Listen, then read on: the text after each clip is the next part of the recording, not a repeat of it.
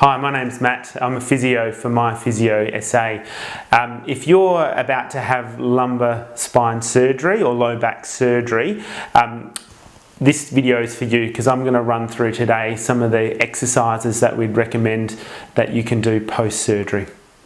Alright, so the first exercise we're going to go through is a pretty simple exercise, and it's designed to prevent blood clots in your calf after surgery. So really simply, you're just going to move your ankle up and down, 10 repetitions, and repeat that on both sides.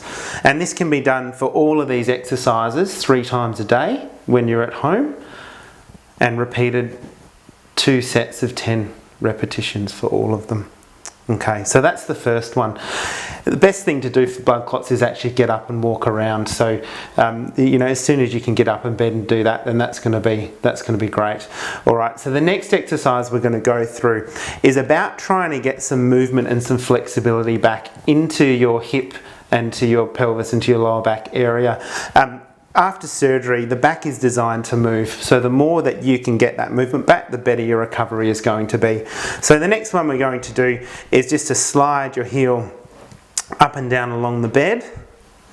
Once again, 10 repetitions on each side. And the idea with this exercise is just to encourage some nice, comfortable movement through the hip, and that's going to stretch out through the lower back and the hip. Once you've done that, you can then progress that exercise slightly into a little bit more of a stretch. So what you do in this situation is you bring your knee up like this, okay, and then just really gently bring your knee up, hold it for a couple of seconds, and then let it come back down again. Okay, you bring it up, hold it for a couple of seconds, and bring it back down again. Sometimes you might feel like feeling more of a stretch is better, but really in this situation, it's about feeling comfortable, because we know that as you progress post-surgery, you're going to be able to move more. So the idea is just to build it up slowly over the few weeks after your surgery. Okay. So those are the first 3. Now the next one is about nerve mobilization, and this is a really important one post-surgery. And the reason for that is that the surgeon is usually decompressing around that nerve to take away any mechanical or irritation that can come from a structural cause or from any inflammation or irritation around that nerve. So this is a really important one. What this exercise does is it helps to make sure as well that as you're healing, you're not getting any scar tissue forming that would then cause problems down the track. So what you do is you hold your leg in this position. We call this a nerve glide, and you just gently straighten your knee. As you're doing it, you can just tilt your head back slightly and then bend your knee down and bring your chin gently to your chest, and you're just going up and down like this. Alright, so the idea with the nerves is that you want to actually get them gliding and sliding. So they like movement. So basically you're moving it backwards and forwards like that when you're doing the nerve glide. Nerves don't like being stretched as much, especially after having surgery. So the most important thing with the nerve glides is that you should feel comfortable and don't feel like you're pushing into a lot of resistance.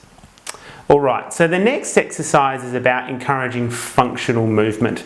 Now, your body, and as I said before, your back is designed to move. So it's actually okay to move if it's for normal day-to-day function.